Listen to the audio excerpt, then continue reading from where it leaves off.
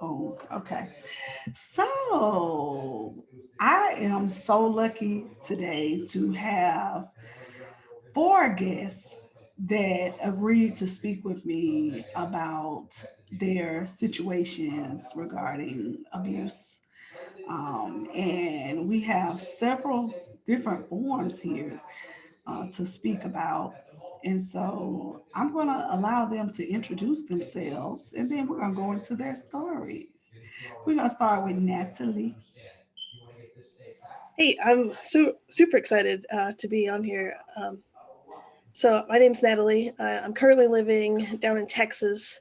Originally from Texas. I'm currently serving in the United States Army. I'm a flutist in the Army band, so I'm really Yes, excited to get Flutist. to. Yes, I'm Yes. excited. I'm gonna get to like see the world and do some things. And probably the biggest reason I'm doing what I'm doing now is because I came back from a really traumatic experience, which was probably definitely one of the hardest things I've ever had to deal with in my entire life.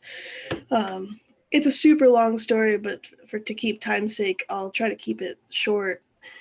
So I was married before, uh, and we're both from San Antonio, and so we met in college, and then we got married super young. I was 23 when I got married. We hadn't even finished our undergrad yet.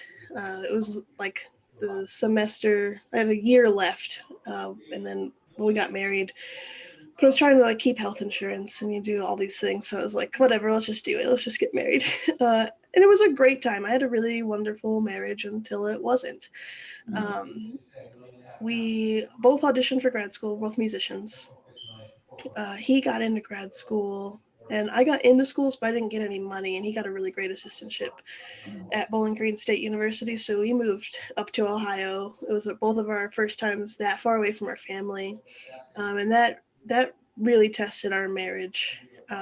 Some other stuff happened just within the marriage. Like I moved back to Texas shortly because my sister got sick. He came back when school was over. We went back to Ohio when the semester was starting back up, and that's kind of when things started to fall apart within the marriage.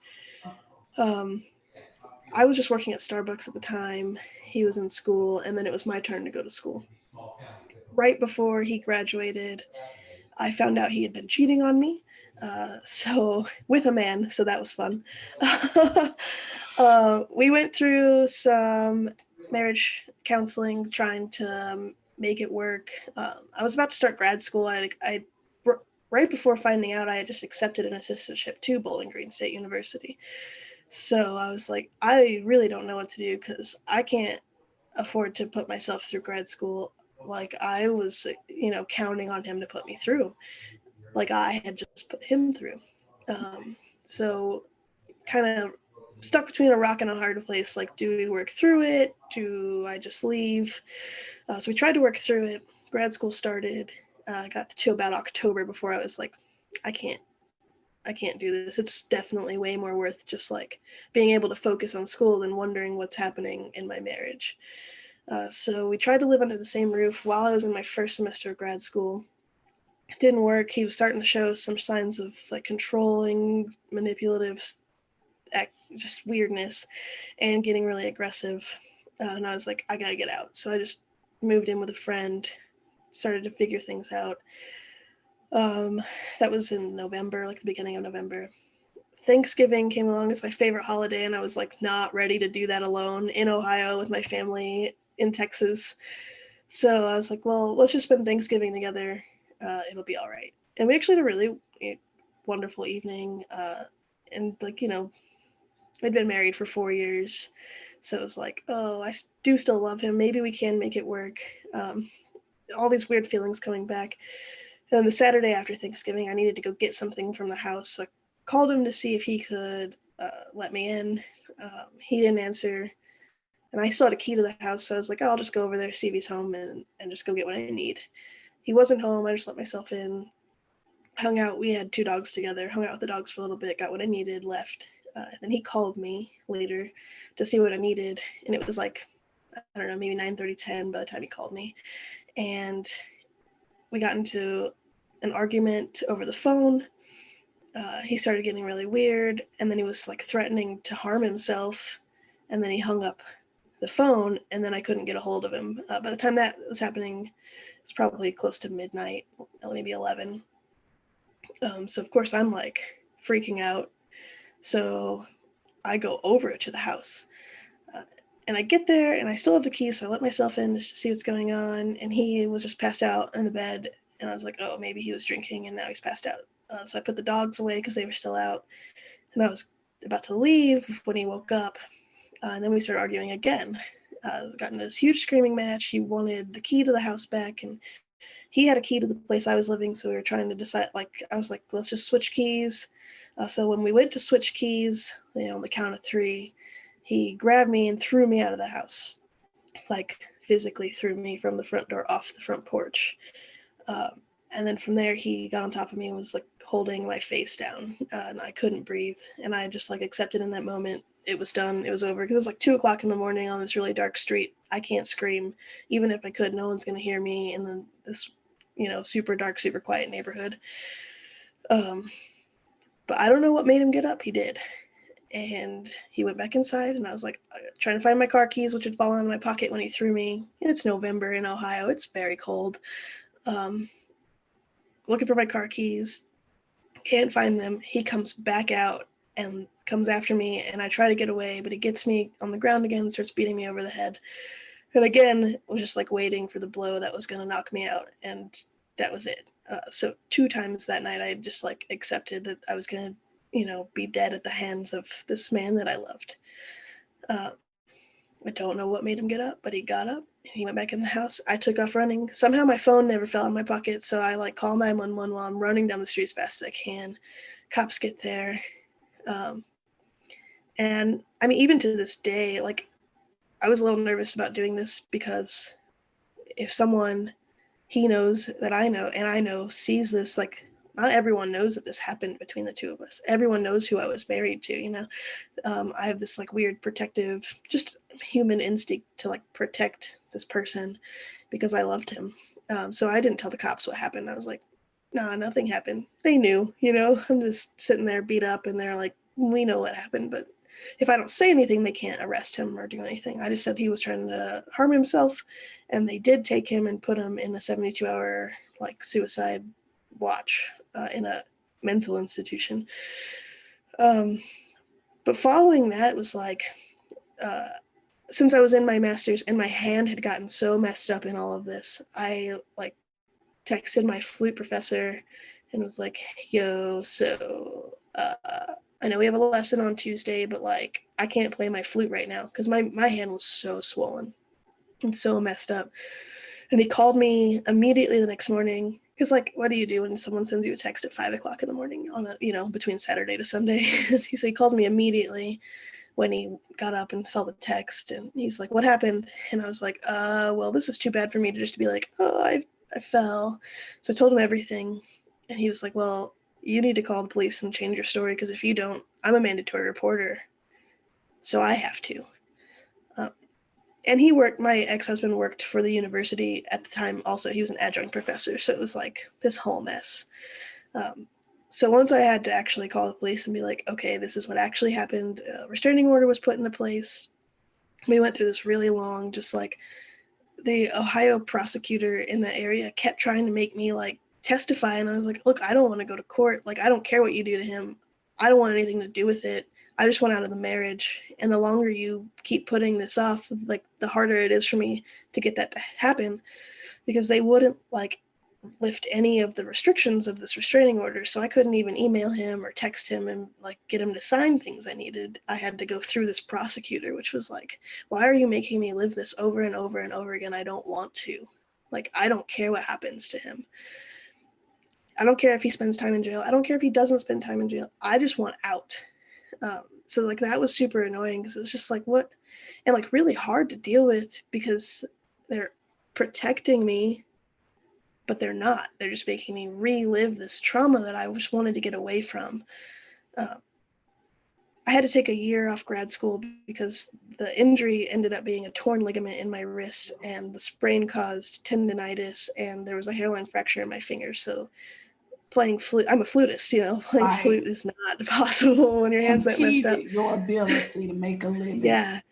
And the Mm. doctors, I had to get a couple opinions because the doctors were like, "You're never going to play flute for a living," and I was like, "Yeah, I need another option because that's all I have." Right. um, Absolutely. so it was Absolutely. a ton of work. I went through once I found like finding a therapist even was like super hard.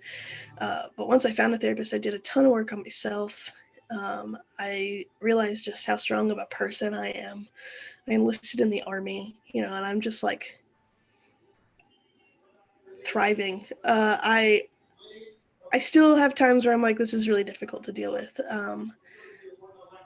I haven't been in any relationship since then, and it probably has a lot to do with that. I still see my therapist once a month for maintenance. There's Hmm. all sorts of stuff, but it definitely changed me. And at the time, it was not for the better. But luckily, I had a support group of people. I met some really wonderful people at the church I was working at. Found my therapist. My flute professor was just my rock in all of this. The rest of the staff at the university were just like, we're going to get you through this. So I found this incredible community in tiny little Bowling Green, Ohio. And now I'm just like Right. doing what I can, and now I'm like at a point where I want to help other people be able to get past their Right. trauma, you know. Absolutely. And your story, it kind of sounds like y'all were going through, y'all were both achieving, high achievers, a lot going on with that. That can kind of create a lot of stress. Mhm. He seemed kind of codependent a Who little knows? bit. Yeah, a little bit. But we're going to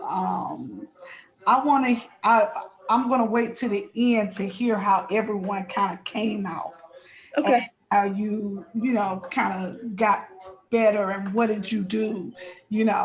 So thank you so much, Natalie, for sharing your story. And you're too cute for this. Thank you. You're too cute for that. Okay, Whitney, you on deck, boo. Okay.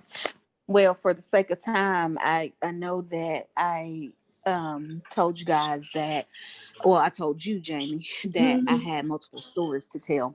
I am not going to go into details on the other two. Kind of like with Natalie's situation, some of it's real sensitive, and you know, people may see this and just don't want to have to deal with all of that. But the um the worst one, I will say, was just a boyfriend. He and I met online, and then we realized that we had some mutual friends, and so that made it better. um and so he ended up uh in the next state over, and then he came to where I am, and we ended up kind of living together for a little while, and everything was really, really great at first, and he was, real helpful and supportive, and then things just started kind of turning. And like, even after everything that happened with us, I found out even more crazy things. It was just like, where were my friends that knew that we were talking? That really kind of upset me after the fact. But um he had been, not he had been trying to work from home, and he was out of, fresh out of the military, and um so I was working and he was at home more than I was. So he was spending a lot of time online, and I realized he was talking to other girls, and would even talk to other girls when I was at home. And then charges started appearing on my debit card, and my car would be in a different spot in the next morning. And so um he was taking my debit card out of my wallet when I was asleep and buying things, and taking my car while I was asleep and going to see other women. And one night he parked in a handicapped, and the officer in the complex was making rounds and made him move because he was in a handicap spot. I don't know what he came back to get, but I didn't know any of this was going on. I was knocked out asleep. And so she told me the next day. So I said something to him about it, and I don't even remember what the lie was at this point, but the straw that broke the camel's back was my brother had given me a phone call to let me know that his wife was pregnant. And he was so controlling. He heard a guy's voice on the phone and snapped. Like, why are you disrespecting me by talking to another guy? And, I'm slick at the mouth. So, I was just like, it's my brother, telling me that his wife was pregnant. And I didn't say it that nice. This was back before Whitney was saved. So there was a lot of cuss words in there. And, I just got real slick at the mouth. So I was still on the phone with my brother. And so my brother was like getting pissed off. And he was like, talking junk in the background, like, really, so I'm standing away from the bedroom door. He comes in out of nowhere, pushes me down on the ground. My phone breaks, my glasses fly off my face, and he's sitting on top of me, pulls my hair with one hand, and then just starts punching me in circles in my head, just all over my head in circles. And I'm screaming, literally screaming, because I had my head kind of turned to the side so I could breathe. And I don't know how long he was punching me. It felt like forever, but it probably was like, less than a minute. And I was kicking and screaming and, trying to fight it back as much as I could, but he was literally just sitting on top of me. And he's, fresh out of the military, so he's trained, so he knows how to hold me down. And then he just, stopped. And when I got up, like, blood immediately just started pouring out of my face onto the floor. And I just started rubbing my hands in it. And my glasses were broken. My phone was broken.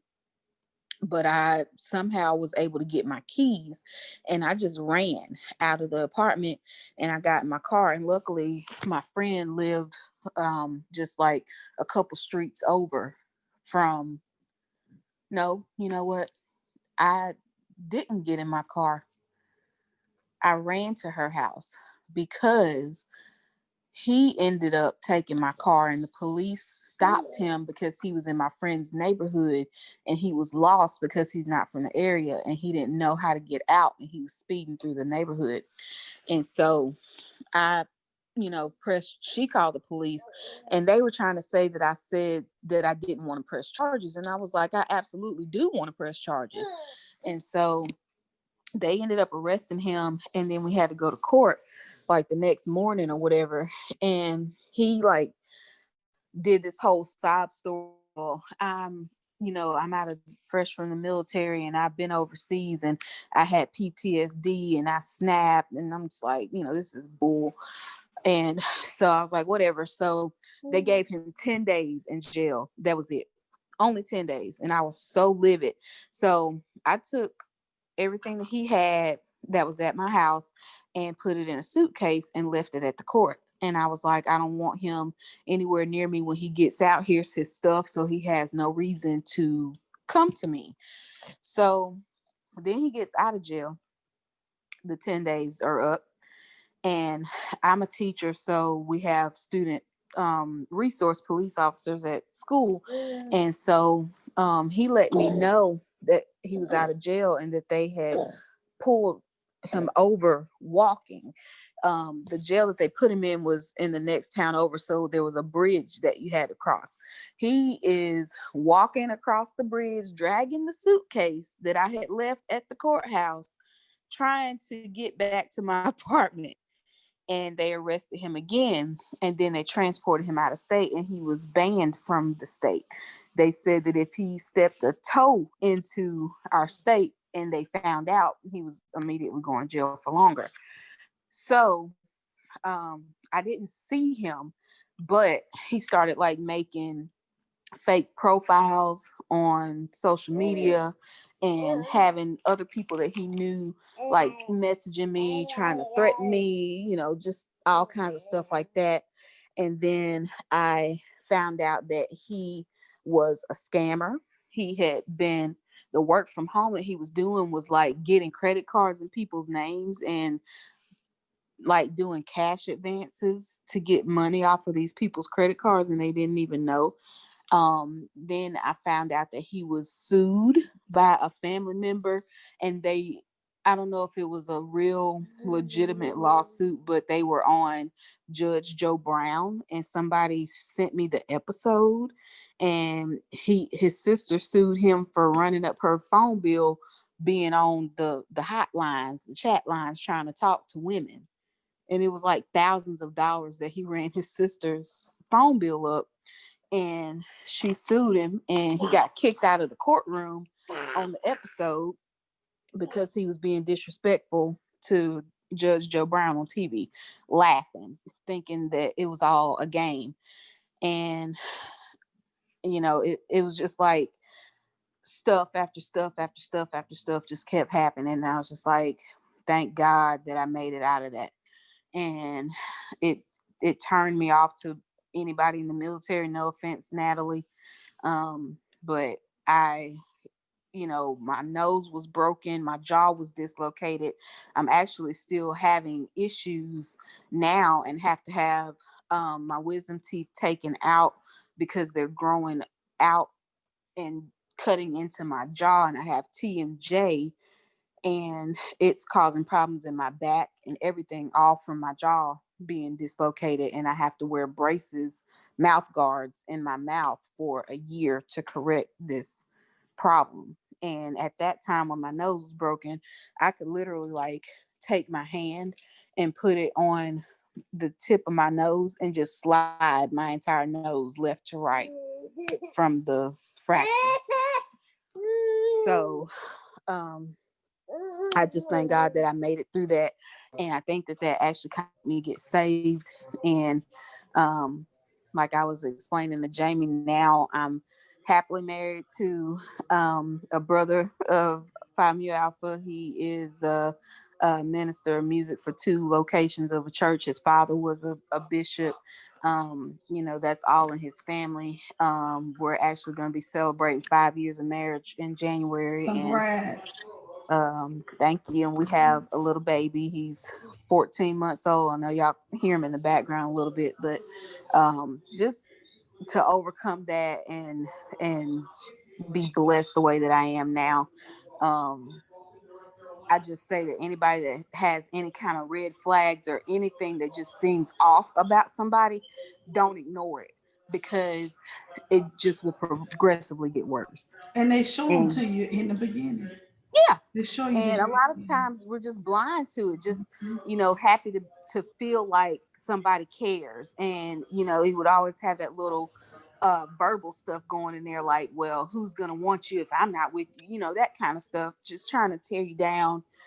And I thought that for a long time, like, maybe nobody does want me or whatever, and that's not the case. So that's my spiel.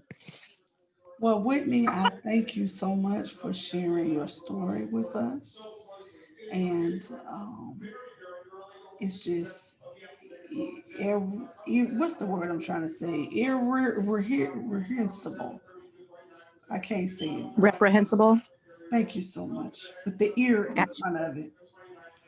Because that right there don't make no sense. It don't make no damn sense for no man to be hitting on a woman like that. And a lot of it is just being cowardly, um, being a bitch themselves, a pussy. Sorry, Newton County school system or whoever, I don't know, but that's some bullshit. But thank you for sharing your story with us, Whitney. We're gonna go on down to Miss Liz. And how you doing today, Miss Liz?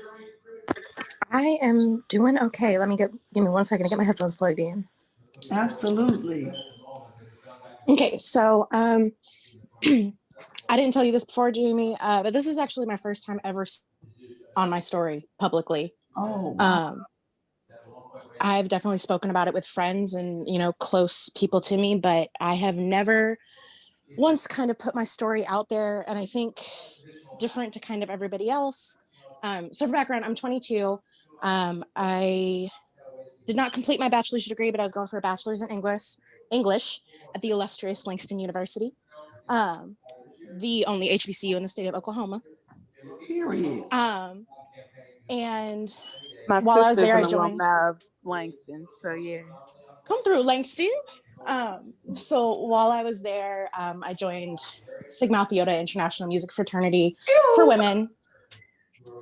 Girl, you better do it. And honestly, my sisters, especially my MIT class that went through it with me, are a large part of the reason I feel comfortable enough to do this now. But unlike I think everybody else here, my abuse story actually comes from my parents and not a partner, which changes the dynamic of healing and of processing what was abuse and what wasn't, I think, a lot. I lived in that house for 18 years, and so there's a lot of stories I could tell. But I think the gist of it is that, my dad was a victim of abuse himself from his parents, and he never healed. And in turn, he treated us better than his parents treated him. I never got beat with a 2x4. But he didn't recognize what he was doing as abusive because he was better than his parents. And then you couple that with my mom, who worked a lot and was honestly, in my mind, I think also being abused herself. And it just created kind of this environment where there was no accountability for what was happening. And then you add on to that the layers of my dad was also racist and misogynistic and homophobic. And, all of those types of things, we're Indigenous. I am queer as fuck. And obviously a woman. So, it kind of made no sense for him to be all those things. But some of the events that really stick out in my mind are, I tried to move out when I was 17. I had a car, I had a job, I had a place to go and a way to still continue to finish high school. And they called CPS on me and the police on me while I was at work, got me dragged back to the house. And that was actually that night was one of the last times that I tried to commit suicide, when I got dragged back to the house by the police, and I had nothing but the clothes on my back because I had packed all of my things and they were at my friend's house. And we went to CPS the next day, and I basically got completely dismissed. Everything that we talked about in front of my parents. And then they kind of wondered why I wasn't forthcoming with what I had been through, but you're asking me to admit and talk about my abuse in front of my abuser. And when family services finally came to the house to interview the entire family, I got told, and I quote, that I was too smart to be an abused kid because I had a full ride, because I had a 28 on my ACT, and because I had a plan. And that still makes me angry to this day. Every time I think about it, I get angry. And I went through every type of abuse. I went through emotional abuse, physical abuse, financial abuse, sexual abuse while I was in that house. And, I know you said you're saving kind of the topic of how we got out for kind of the end, Jamie, but the one thing that makes childhood abuse really difficult is it literally changes the way your brain works because you're developing.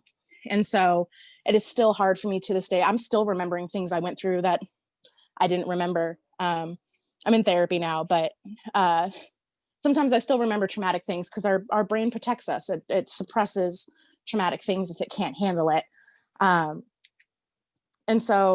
And also separating, what was abuse versus what was just my dad being a shitty person in general. And those things. And it was a process of me unlearning, racism, unlearning homophobia. I can proudly say that I used to be somebody who parroted my dad's ideas, but I'm not anymore. Like, I was a teenager sharing kind of not so great comments about like Obama when he was first elected and things like that on social media, because that's what my parents had modeled. And I can proudly say today that I've educated myself beyond his views, but his views definitely intersected with how I was abused. And my dad was like the crazy right-wing militia nut. Once he got guns, it got a lot worse. Because I literally was afraid for my life every single day I went home. I was working 40 hours a week, going to school in jazz band and drama and marching band and color guard and yearbook and a newspaper all in 1 year, just to keep myself out of the house as much as possible.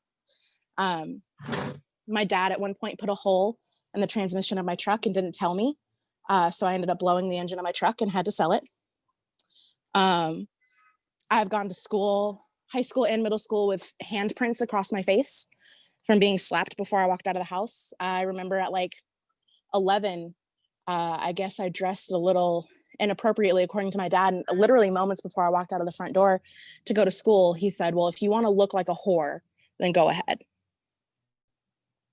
And it's still something that I just am healing from, to this day. And I don't know that that process will ever be done, because it's so deeply embedded in like every part of who I am, unfortunately, because it happened from the moment I was born till the day after I turned 18 and I managed to leave. Wow. Wow. And what you were saying about it physically affecting the brain is true. It's literally true. When I was doing the research for my article, 5 signs that you are being mine, F word, in your relationship, I read up on some things about the brain, like thinning in certain areas. Right. Yeah, due to the victim trying to suppress those memories and different things involving storage. Like the victim is like literally putting it in a box somewhere in their Right. brain. Because the brain has to protect itself. And especially as children, we don't have the emotional regulation or capacity to understand what we're going through. And so the brain has to figure out how to protect itself. And that's made very apparent to me. I was sexually, molested by my dad from like around 10 to 12. I can't even tell you the exact age, because I don't remember it that well. I just knew it was before, like I remember what house I was in. So I know it was like before a certain age. And I didn't remember that till I was 17 and tried to move out, and the trauma of being dragged back to my house brought it back up. And so then when I told my mom, it was, you're just saying that because you're mad we didn't let you leave. Mm. So like I said, I still remember new things every day. My journey with understanding what I went through is an ongoing thing, because I know my brain was trying to protect me as best as it could. Absolutely. Well, Liz, thank you so much for sharing that with us. And you brought kind of a different perspective, because most of the time when people think of abuse, it is the significant other or the relationship. And you're coming from the perspective of parents, because, yes, that is abuse too, believe it or not, ladies and gentlemen. It is. And you remember it forever. It affects you forever. So I appreciate you sharing that with us. All right, Miss Lorraine. I feel like such an old lady compared to everybody else. No, I'm old. I'm um, 39, I think. I don't know yeah, how old I'm I am. significantly older, but that's okay. We'll just It's go with all that. good. It's all good. Um, so I think I'm gonna bring a different flavor as well. I don't think I really had many signs. I had just gotten out of a really bad place in my life. Um, didn't move clear across the state of Florida to the West Coast, and did something I didn't normally do. I'm a 6 foot tall woman, and so normally I don't date men who are shorter than me.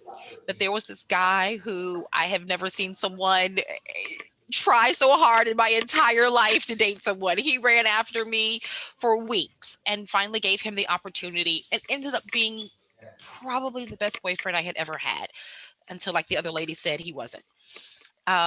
He would sing songs as we would walk down the shopping aisles at Publix. He'd twirl me around.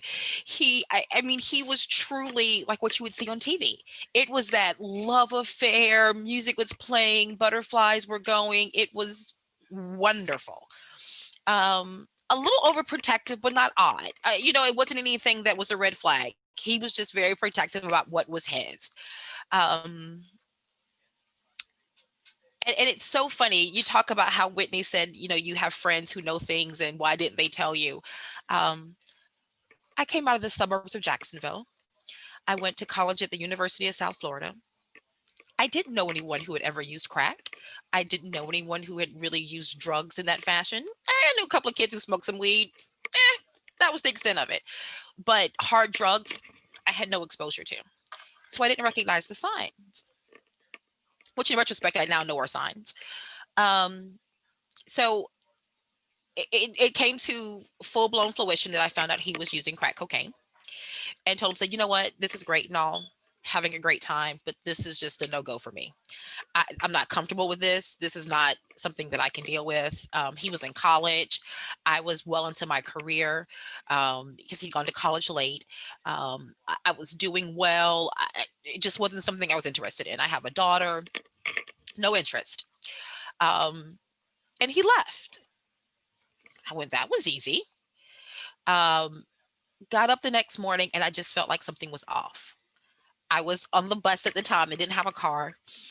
And I kept looking around my shoulders every time the wind would blow. Like I just felt like something was going to happen. Absolutely nothing. Got to work and he blew up my phone. I'm so sorry. I'm so sorry. I'm so sorry. Ignored every call. I'm not even a drinker. Decided to go have a drink with a girlfriend after work. Went to Walmart, bought some hair dye. I was going to do the woman thing where you just change your hair when a man changes, and it bought the hair dye. I remember walking in. I threw the bag on my bed, put on a house dress because I'm an old Southern chick, so we all have house dresses. Got in a house dress, got in bed, laid down, and I was watching Don Lemon on CNN. Big, huge CNN freak.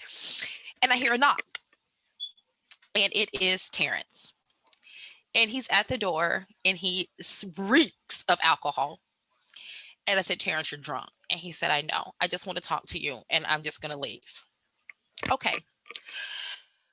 He talked for 10 or 15 minutes and it wasn't going anywhere. And I said, listen, this is not working for me. You got to go. He said, well, I'm going to kill myself. And it's so funny because I hear some of that in the other people's stories about they immediately talk about wanting to harm themselves because they want to trigger that response of, we now need to take care of you and be there for you. And I didn't. Which maybe I'm just a cold-hearted person, but I said, one, people who want to commit suicide don't talk about it first, and two, if you wanted to do it, you would just get it done. So he stripped naked. He ran out of my house, and he said he was going to run in traffic. He said he was born naked. He was going to die naked, and he said he was going to run in traffic. I lay right there and watched Don Lemon. 3 minutes later, he came back in and he said, you didn't move? I said, for what? You're playing games. Now get dressed and get out of my house. He said, okay. What I didn't realize was he had left a copy of a suicide note, a will, and a letter to my daughter and a letter to his children on the table.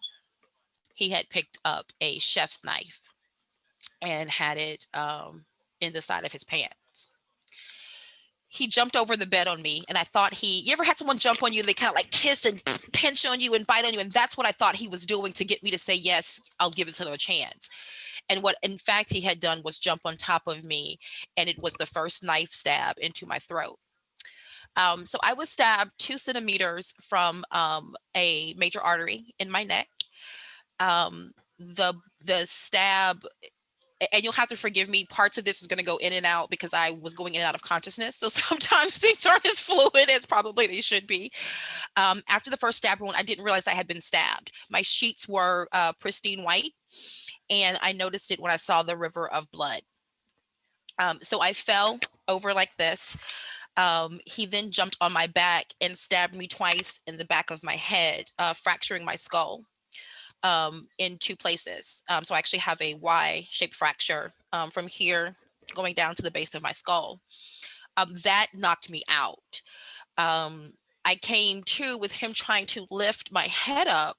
So funny part of it, and you'll have to forgive me, I have to find humor in it because if not, it becomes too daunting. So I'm a larger girl and I keep my hair very short. And both were a blessing that night because when I fell over, I had on no bra.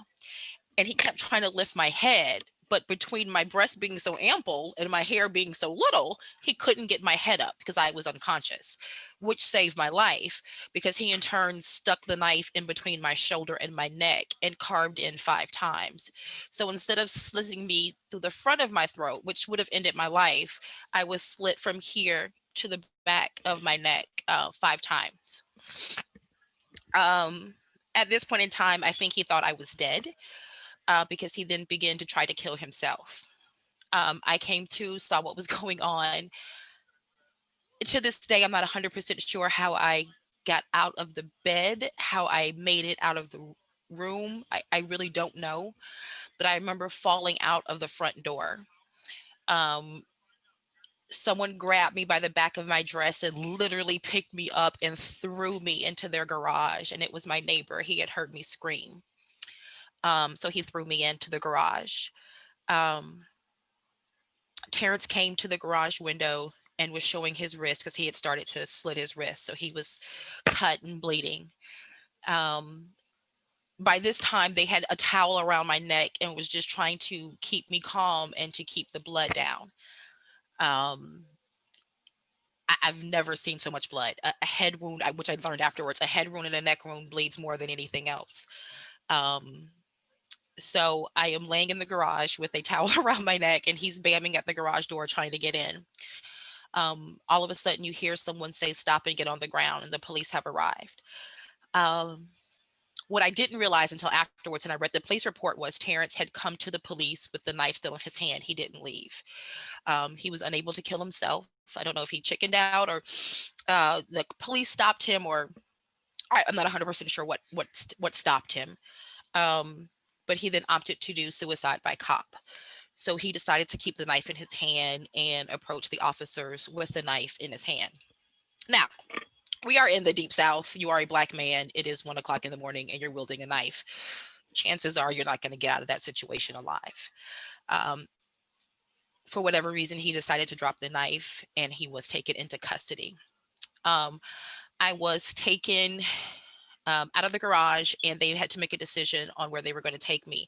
I had to go to a trauma center based on where my injuries were. I couldn't go to just any hospital. Um, so I remember hearing them say, "Do we take her to Tampa or do we take her to St. Pete?" And I passed out. I woke up in a helicopter. I was life flighted to St. Petersburg, Florida, to the trauma center, where I have to give them all the credit in the world. They saved my life. Um, Long story short, I had a lot of nerve damage, but God is good. I walked away. I'm alive. I'm here. I can write again. I can drive. I can cook. I can still cause a great deal of trouble. Um, and he is serving 15 years in prison day for day. Unfortunately, in the great state of Florida, if you stop on your own fruition. So if a dog had barked, if a horn had honked, if anything would have stopped him, he would have been facing attempted murder and he would be facing life in prison. Because he stopped because he assumed I was dead. Um, the state of Florida does not look at that as attempted murder because in theory he could have continued, and he was then convicted of felony assault, felony battery, and assault with a deadly weapon, and a few other smaller charges. But he is serving 15 years right now in state prison. Um, it's not a lot. He took a plea deal, but it saved me from having to testify. I was pretty messed up. I went through a lot of, I had a stent put in my brain. I had swelling on the brain. So it just saved me from having to go through that and do it alone. Because one of the things I realized was, unfortunately, especially as women of color, we're not always supportive of each other when we go through these types of situations. So when my mother was contacted that I had been brought into the hospital in critical care, um, she didn't bother to come. And when I finally spoke to her a few weeks later, it was, well, what did you do? You know, um, and it's that attitude of kind of, we always want to protect our men, and what happened to you and what made you do this. And so I have disconnected myself from my family. I chose my peace and my sanity over a last name and, dry turkey at Thanksgiving. And I have just started to charge ahead. I have definitely become an activist. I am passionate about it. I got to live, and so many women didn't. Um, I walked out of the hospital and had to walk into a homeless domestic violence shelter where I spent 3 months recouping, rehabilitating. I wasn't physically able to take care of myself. So it's a blessing that those places exist. I support them passionately every year. Um, but I'm okay now. I am back into corporate America, as crazy as that sounds. I have my own place again. I have a car. Like I said, I can write. I can button pants. I mean, the little things that I, for a long time, couldn't do. And I suffer from PTSD, like a lot of the other ladies, anxiety, depression. I take meds. Um, I deal with smells throwing me off or sounds throwing me off. Um, but I lived. And I always end every sentence with, but I lived. So that's me. Wow. Wow. Wow. Wow. I I'm sorry. But I lived. And that's the part, but I lived. And the only thing that I ask is that, women be supportive of each other. Families need to be supportive. People need to pay attention, listen to the signs, be there for each other. I'm so happy that Whitney's family, or excuse me, friend was close and was there for her. I was happy that I hear that Natalie was able to find a path afterwards. It warms my heart to hear that Liz is still fighting for the peace and the sanity that we all deserve. Like, just hearing that is motivational to me, because for a long time I struggled to literally get out of the bed. Like, taking a shower seemed like the most daunting task in the world. Um, but I lived. Absolutely. Absolutely. Um, it's just, I don't want to, it's like I'm trying to find something to say without doing a man bashing session. I'm trying not to do one. But Well, in my experience, Jamie, men who get offended when we talk about our situations like this tend to be the exact type of men that would also do this. So any good man worth his salt isn't going to get mad that we're talking about our experiences with abusive men. Absolutely. what the Moreover, you're hell? probably not talking about men. I mean, you have to understand that one of the qualities and one of the cornerstones of being a man is the ability to deal with life and deal with its challenges. I think we all have had men in our lives, or family members in our lives, who weren't able to deal with the challenges that were put in front of them, and as such acted out. They acted more like toddlers than they did men. Right. And everything, when I was writing down, while I was listening to everyone's stories, I was just kind of like tying it all together. Like everybody had the same thing, even with Liz's story. It's all about control. All of it is about control. You can't control your damn self. So how you trying to control somebody else? That's the issue. And then the thing about them is they won't go get help. They It's a won't man go. thing. Men don't want to go get help. They're not going to talk No. to somebody. But We can't in even my get them to go to the experience, doctor. but in my experience too, about that control is I don't see a lot of, and I guess my experience is different because I'm looking at it from a child to a parent perspective versus like, partners. But my mom, actively ignored. And my mom was the one who would sit there when I spent 3 hours nose to nose with my dad, with him spitting in my face, yelling at me for literally saying that my brother could pick up his own cereal bowl and put it in the sink. And it wasn't my job to do that for him. And was like, well, if you weren't rude to him, he wouldn't do this. So in my experience, women uphold the systematic type of abuse that men Right. are able to commit just as much as men do. Right. Well, 'Cause and she was being controlled. I have Right. a little bit similar to Liz, and I suppressed this so much that I completely had forgotten about it when you had like posted, hey, anyone want to come talk about your story?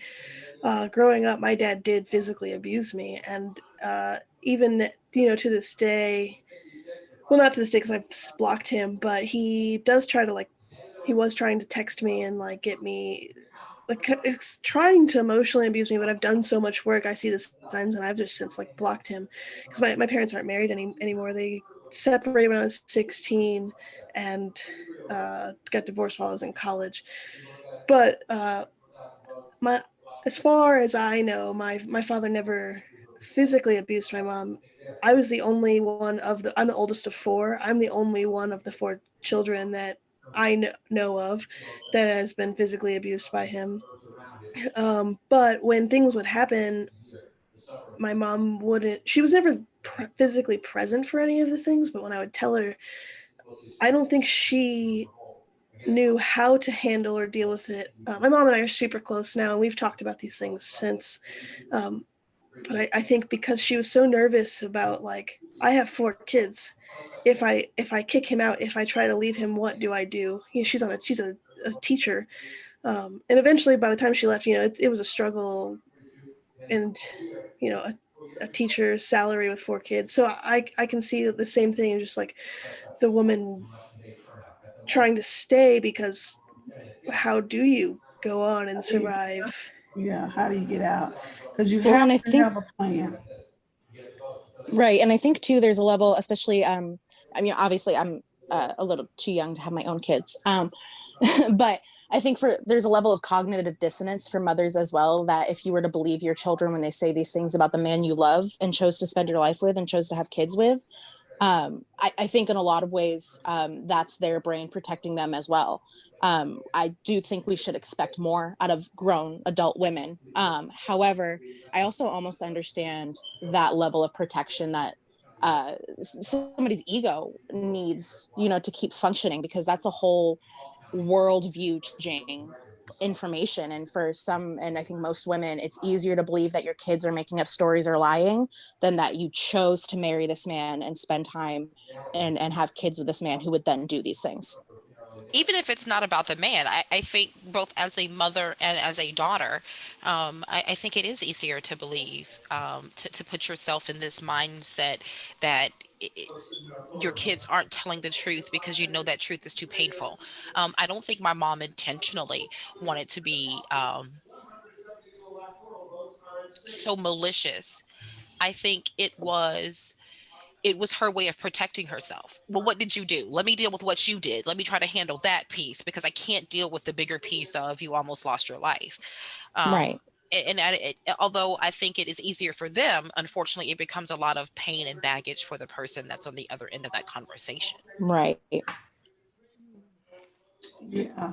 It's I think just and then I heard a lot of gaslighting too in everybody's story. Everybody familiar with what gaslighting is? mhm. Mhm. All too familiar. Young niece, I have finally figured it out. That's just an issue that like even amongst your friends or your coworkers, like I think that's just a human issue that gets exacerbated when you're in these abusive relationships because an abuser trying to control, that's one of the most like probably the if I'm trying to control something, that I assume would be the thing I went to, because I'm just trying to convince someone that it's their idea, you know and that it's not real. Right. Oh Have man, I deal with crazy. Have I crazy. sorry, I don't mean to cut you off, No, Jamie. you fine. There's a delay, but I deal with gaslighting myself a lot. And it's something I'm still working on. Is I question my own perception of reality. I will literally have conversations with people and walk away, and 5 minutes later wonder if not only did I understand what they said correctly, but like the words I heard, the words they actually said. because I was gaslit so pervasively growing up and in my formative years, that it makes me feel crazy most days, because I don't know that I can trust my own perception of reality. And then it goes back into, well, did what I go through was really abuse, or am I just making that story? Right. So, I mean, gaslighting is a nefarious and malevolent thing to do to Oh, somebody. yes. Very intense form of manipulation. You're gonna say it's the Very best form intense. of control. Yes, it is. Because it just kind of has you like, did, did that? Did, what? Huh? And it's like, I think I know if I'm crazy or not. I know what I just heard. Yeah, yeah, yeah. It's intense. It really is. A lot of jealousy. Um, a lot of, jealousy. I can just speak for, and I guess it can go for parents as well. But a lot of times, men are They are. they're jealous, not just even just over other guys or whatever, but just that you're trying to do something, you're trying to achieve, like you were saying, you were working in corporate America, Lorraine, you were doing your thing. Meanwhile, he's sitting at the house stealing credit cards and all that stuff. Natalie, you got into school, you was doing your thing, he did him, but then when you started doing you, then it's a problem. Whitney, you had your thing going on, your career, your stuff. Like, do you, boo? Why you gotta sit around being everybody trying to win, right? I think everybody, if I'm winning, you winning, everybody winning. Oh, Lord Jesus. It's a Child, lot to unpack. I mean, it's just a lot to unpack. It's and unfortunately, abuse comes in so many forms. There's not even a map, right? There's not a way that we can even attack it systematically. I think one of our best defenses is teaching women to be self assured, self reliant, to teach them that they need to find beauty within themselves, financial security, which is why I'm such an advocate. I am being in a position where I hire people. I am a big advocate of hiring women. I try to talk to women under an HR umbrella sometimes of, listen, you need to make sure you have a plan. Even married couples, I tell people there is nothing wrong with setting aside $10 every week, $20 every week, call it your birthday fund. I could care less, but so you not having dependent. Yeah. right, because there's something to be said for, and I think that was one of his challenges with my situation, was that I was financially independent. I didn't need him for anything, and that was a very Man, different scenario for him, and he didn't know how to control it. And for someone to tell you, if I can't be with you, no one else will. I used to think that was just something they said on TV. No, people actually say that. And we only dated for 3 months. I mean, this wasn't like a 20-year relationship. We dated for 3 months, like and he was casually dated. cutting up like that. But there were challenges, like Liz said, there's underlining issues. There's After the fact, issues. I found out that he had an infant child that had passed away. And that the mother was a drug addict and had smothered the child inadvertently. It was this whole thing. But there was hurt that had not healed. And then I just think everything just built on top of that, and it just became too much. And so one more rejection, one more no, just became too much. Right. I think so too. Yeah. That last, you were like the last straw for him when you were like, you know, Once you stole my credit card to get crack, I really think at that point the idea of us dating is over. it's still doing crack. Like, where do you get crack at? Like, why is it still a Didn't even thing? know it was a thing. And quite honestly, like I didn't. People were like, "Well, you didn't know." And I'm like, "No." They're like, "You didn't tell by the eyes." I had no clue. Like Right. I thought crack went out in like 88, 89 ish. Oh no, I think it's just a cycle of popular drugs. I think that's what it is. We cycle through. Right now it's psychedelics and hallucinogenics. Oh, okay. It's gonna go back, and like weed, and it's gonna go back to hard drugs eventually. It's just a cycle of what you can find. So it's like college football. Every 4 years, you have a good Right. team. So every 4 Right. years, okay, I can deal with that. I understand now. It's a very regional thing too, like in East Texas, meth is the thing. For Oh some reason. yeah, they do meth. Yeah, meth is the thing where I'm at too. Like I live in one of the meth capitals of the United States right now. I think somebody said they were in Ohio, which I'm pretty sure is methish. Was somebody in Ohio? Or I just was in dreaming that? Ohio. Oh, that's what for I see. I have to question yeah, my brain. Mhm. yeah, and that was also a thing. Like that was people talked about how I was into like the Toledo area, which is on 75, which so it's like the human trafficking and the meth capital of Ohio, because it's just this big international. You could get to Canada so easily. And people pacify and try to medicate from hurt with That's it. street Oh. drugs. And then those street drugs now, because Terrence, and I even said this when he was sentenced, I don't think to this day he's a bad person. I'm going to tell you something, and you're probably going to call me ugly names under your breath, and I'm okay with that. But right after he was sent to prison, his prison was the one that was hit by Hurricane Michael here in Florida. So he was without water or food or electricity for like 5 days. They were locked in their cells. And I was really contemplating sending him a care package. I mean, One of my sorority sisters was just like, I will hurt you. Like you cannot. But it was because I know he has no one. And I still have that compassion for him as a human. I'm like, his family has washed their hands of him. He has no one, and he lost everything he had in the hurricane, and he's stuck in prison. I did not send the package, let me just say, but I kind of had that ping in my heart of, wow, he's really going through. And she had to remind me, he's going through because he almost killed you. And I think that was the end of the sentence that I wasn't finishing in my brain. I was allowing myself to still feel controlled and guilty. And guilt is absolutely control, by the way. Yep. And I was allowing that to happen to the point where I was more worried about his well-being than my personal solace. That's not a good thing. I think that's super common too, because like I almost backed out of this because I was like, if someone, we have a lot of mutual friends. We went to college together. All the people we met, well, he was in his master's and I was in my master's. We have so many mutual friends. I'm not going to not share that I did this with you ladies today. Someone's going to see it, and people who don't know what he did and why our marriage ended the way it ended, like now they're going to know. And what if he's a bad person because of it?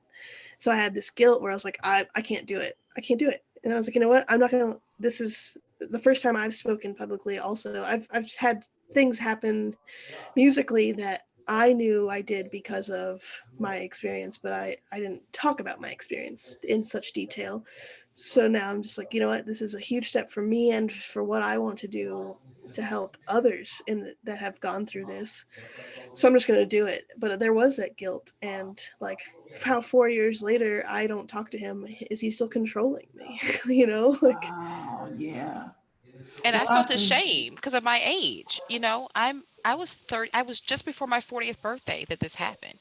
So I wasn't in my 20s. I wasn't brand new. I wasn't new to the world. I had lived a half life, and I was really embarrassed to say, hi, I'm 39 and I have just walked away from an abusive situation. That was really embarrassing. Even in the shelter, most of the girls were very young, and it was just it was hard to feel like it happened to me late in life, like I should know better. I should be at a different place in my life. It happens at every age, because you even have people that are married a long time that deal with forms of abuse. Yeah. And I think too, that feeling of shame or almost wanting to take, I don't know if ownership or accountability is the right word for our own abuse when we shouldn't have to. I think that's a really universal experience of being a survivor of abuse. Because I was a child. I know logically that there was nothing I could have done that should have made an adult in my life treat me that way. I don't care how mouthy your teenager is. I was a kid and he was an adult, but I still am working through the feelings of like it was my fault he molested me. It was my fault. Like I did something wrong. And I still work through that. So I think that's also just a universal experience of survivors. Because that's how our brains want to try and rationalize it. I think if things happen to us and it wasn't our fault, then whose fault was it? Or where it's a loss of control that I think at its core, I think is part of it. Yeah, yeah. Well, ladies, I want to go down the line and just as a way to, I guess, bring it to a close, share your coping strategies that you use to feel better. Share those. Go ahead, Natalie. Um, my biggest, I create things. I'm a musician. That's my, you know, my career is in music. But the first thing that I did that was like the most healing, other than therapy, was I actually commissioned a piece for flute and electronics. That with the composer, I was like, I want this to be about my story, but I don't want the program note to read that way, because I want this to be. I want this piece to be. I've already done so much that was like, I'm doing this because I was abused, but now I need to do something to move forward. So I want a piece, the subject matter of this piece to be hope and resilience, and like being able to see a future. So I want the program note to read that way. I don't, because I want other people to be able to apply this to whatever it is they're going through, because everyone's going through something. So I had this piece commissioned. I played it on the Bowling Green State University. Is a big new music festival. It's a huge contemporary music program. That's where I premiered it, and then it was on my master's recital. So I've never felt so much emotion performing in front of anyone, when I was just like, I'm going to put it all out there. I know what it is. I know what this is about for me. And I hope that someone can apply this to their lives as well. And I'm just going to put it all out there. And just I can't even put into words what I felt on the stage that evening, because it was just like this moment of healing. And it was incredible. I've also found meditation to be super, super helpful. That's something that I listened to a bunch of podcasts about meditation, and just like learning about the human mind and the brain, and finding professionals like Brene Brown. I don't know if y'all are familiar with her, Yes. listening to a bunch of her things. She talks a lot about shame and vulnerability, and in ways that I can completely understand and relate to. So just those are just some things, but I mean, I could go on for days and days and days about the ways that I cope and deal Coping with strategy. the trauma Yeah. that I've been That's through. what women need to know, you know. Uh, Whitney, what did you do to cope? What were some strategies? I'm sitting here trying to think, because this was for me about going on 10 years ago. And so I know one thing that happened was, I did get saved and started going to church, and that's a whole nother topic. If you have a topic on religion, I want to jump on that one too, because my childhood, was just different. And so I found myself in God, That's a good and one, Whitney. that led me to my husband. And I was able to be completely open with him. He was my therapy. And when I was breaking everything down to him, what happened to me in my past, the first thing out of his mouth was never again. And he's proven every day that he meant that. And so you know that's me. That's That's how. awesome. You were able to find genuine love again. So Yeah. that's super. That's very That's a super. blessing. That is a blessing right there, honey. Okay. Next, Miss Liz, how did you cope? Well, while I was in my house, not healthily, we'll say that it was a period of a lot of self harm. And even coming out of it and going straight into college and being on my own, I drank a lot. Um, I smoked a lot. Uh, I've done hard drugs before. You know what I mean? Like these are all experiences that I have trying to cope. But now that I'm in a more semi-stable place, not perfect, but at least stable, um, I find myself like Natalie just creating a lot. Um, but also, let me say, spite is a really good motivation. And I don't think we talk about that enough. I live every day, sometimes on the bad days, just to spite that motherfucker. And excuse my language, but um, he would hate, and he's had a stroke since then, and he doesn't even remember what he did to me. Um, you know, but I know, like, when he dies and gets to review his life with God or the universe or whatever higher power he ends up going to, um, he's going to look back at his life and he's going to see that I'm happy without him and that I'm thriving and I'm learning to heal and I'm learning to undo every single negative thing that he taught me about. And that's honestly what keeps me going, keeps me coping, and trying to be better every day. And also, I pour a lot of myself. My activism is my way to cope as well.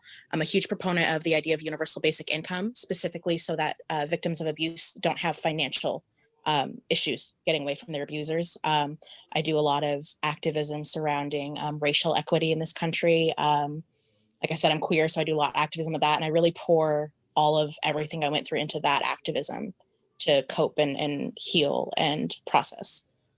That's awesome. That's awesome. And those us we need more people like you doing in roles like that. Lorraine, what did you do to cope after that? So my attack was just over 3 years ago. I celebrated my 3-year anniversary in August of this year. EMDR has been a blessing for me. And not sure if many people have heard of that, but it is an intense type of therapy. It is a sensory provoking therapy, which helps me a great deal. It allows you to open a memory and kind of look at it like a movie to the point to where you're able to deal with it as such. You're able to kind of remove the emotional component from it. I'm sure I'm not doing as a good job as my therapist would do, so she's probably going to not be happy with me, but EMDR has been a blessing. One of the other things that for me has saved my life from the very beginning is called 5 Minute Blessings. And it was a book that I got in college. And it's a series of little individual under 5 minute things you can do to just recenter yourself, refocus, be thankful for the now, be thankful for little blessings. And I find myself doing that. Sometimes just counting to 100. The fact that you have the ability to do that, the cognitive ability, the function to do it is just one of those things that you can go, that's a blessing, that you woke up, that you can experience pain. Now, I will tell you that Florida is a medical marijuana state. I do have my medical marijuana license. I will tell Period. you, period. And I will tell you for PTSD, for anxiety, I have horrible night terrors. I was on Prozocin so bad that it was making me sick during the day because I couldn't Mm. sleep at night because it happened in my bed. So, of course, it's horrible when I go to sleep. Um, I went to the medical marijuana. I was able to get off. I was on 46 pills at the highest right after my attack. I am down to 5 a day, Mm. and medical marijuana has done that for me. So that is a blessing. I definitely, obviously, need to see your doctors and be prescribed for it, but I will say that it really is a blessing to help you get through some of those challenges because the medication can be very crippling and very dependent, and it was rough on my body. Right. I was taking way too many pills, and so it gave me the opportunity to have a quality of life. And lastly, I think women like you help us cope, giving us an opportunity to share our stories, to be amongst sisters, to have a free and safe environment in which you can be you and be vulnerable and be open, but be mad and be pissed if you want to, and deal with all the different emotions that come with this because you will go through all of those emotions and many more. So I think you are a coping mechanism for so many women, women like you who give us those platforms and opportunity to do that. So thank you. I appreciate it. I appreciate it. Well, thank y'all so much for being on tonight. I just want to share two resources. Before this interview, I had a interview with an expert that works and counsels individuals, and she couldn't be on tonight, like at the same time with us, because she's working. She's actually working right now, so we did one earlier. But two resources she shared was www.rainn.org,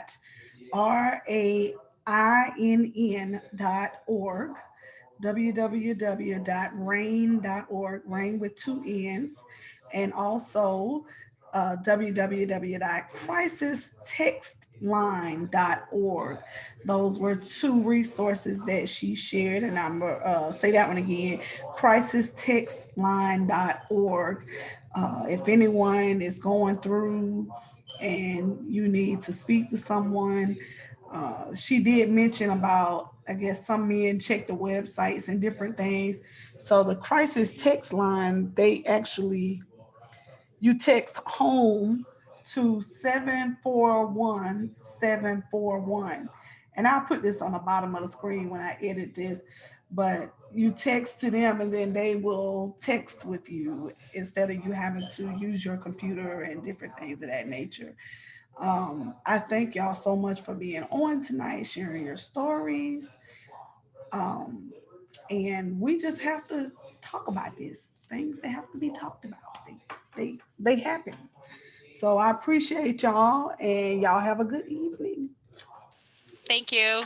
Thank you Thank so you so much. much. Ladies, bye-bye. Thank Bye, you. everyone. Bye. Bye.